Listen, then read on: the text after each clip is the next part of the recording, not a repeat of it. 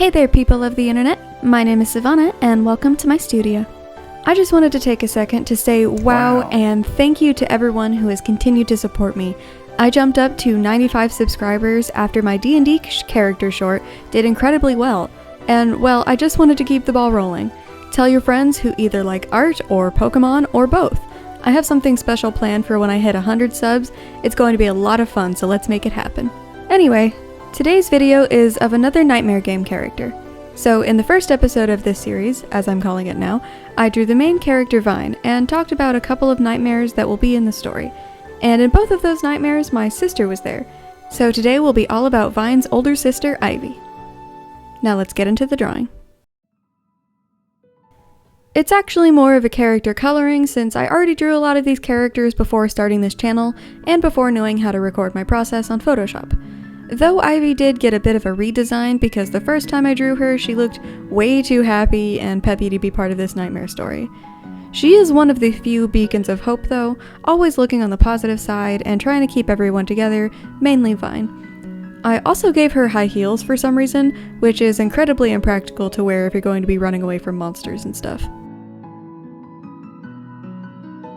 In the first episode, I talked about the two dreams that my sister was in, so I don't really have a nightmare to tell for this video. Instead, I'll just talk about a little plot, like with this tree branch bow with figures carved in it that she will use as a way to defend herself and others.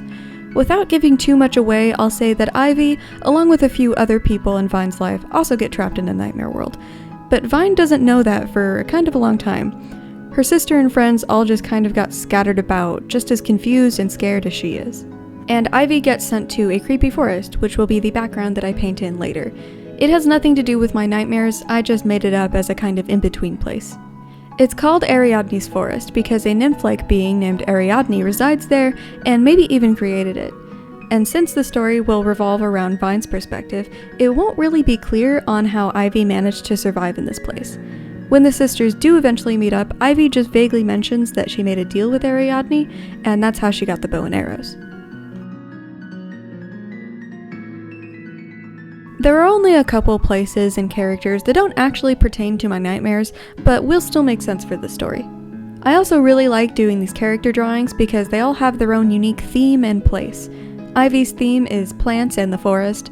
Vine's best friend Dawn, who I will draw in a future video, has a mixed theme of roses and butterflies. And there's another character, who I will not name yet, whose theme is death, so they will be in a graveyard. I also wanted to give all the characters their distinct weapon. Vine has her scissors, which will make sense, I promise.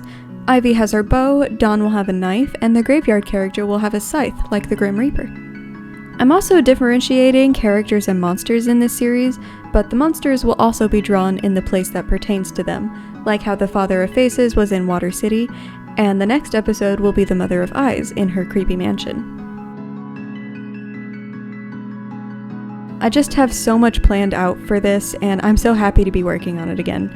I want to just tell the whole story, but I don't want to spoil all the cool surprises I have planned for the comic, because, you know, I want people to read it. So yeah, some characters and monsters might get spoiled, but the overall story and context won't. Not really, anyway. I'm also going to go back and forth between characters and monsters. So like the first episode was Vine, and then the Father of Faces, and now Ivy, and the next will be the Mother of Eyes, and then Dawn will come after that. So this series will go on for quite a while, and I'm really excited about that. I will also talk about the updates to my comic, and definitely let you guys know when I start uploading to Webtoon.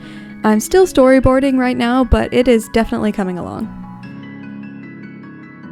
Oh, now I'm onto the background, so I can talk more about Ariadne's Forest.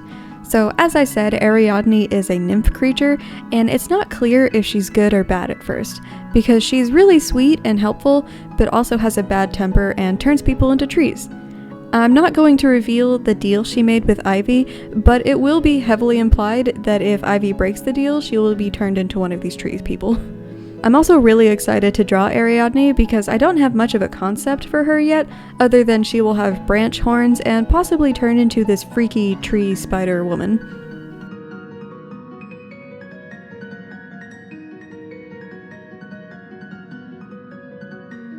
Okay, I'm just going to say right now that I am so proud of this background.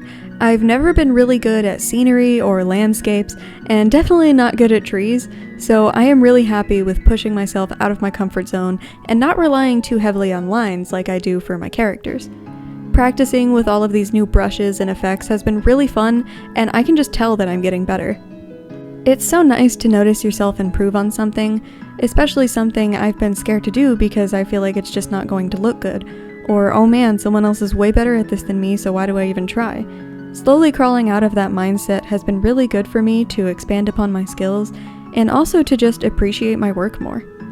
Just trying new things I wouldn't normally do has had a ton of impact on how I draw, and I have other artists who I admire to thank for that. So here's a shout out to all of my artist YouTuber friends. April Borchelt, Cindy of Amethyst Arts and Crafts, SweetCatMint, GingerBreadGalYT, August Eve Arts, Eli Eli Art, Cute X Draws, RookBooks, and so many more. Thank you all so much for inspiring me. And honestly, I don't know what to follow that up with, so segue.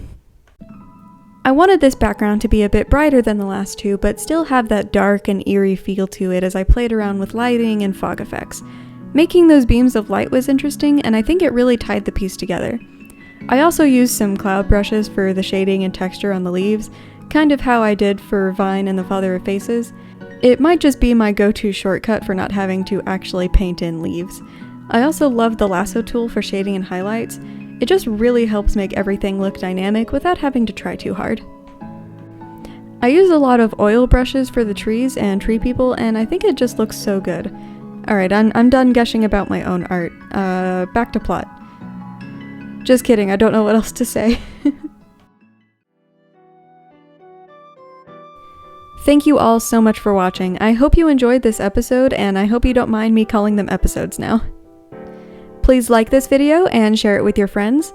Be sure to subscribe and ring the bell to be notified about all my new videos, and leave a comment telling me your thoughts on this piece and this series. As always, take care, and I'll see you in the next one.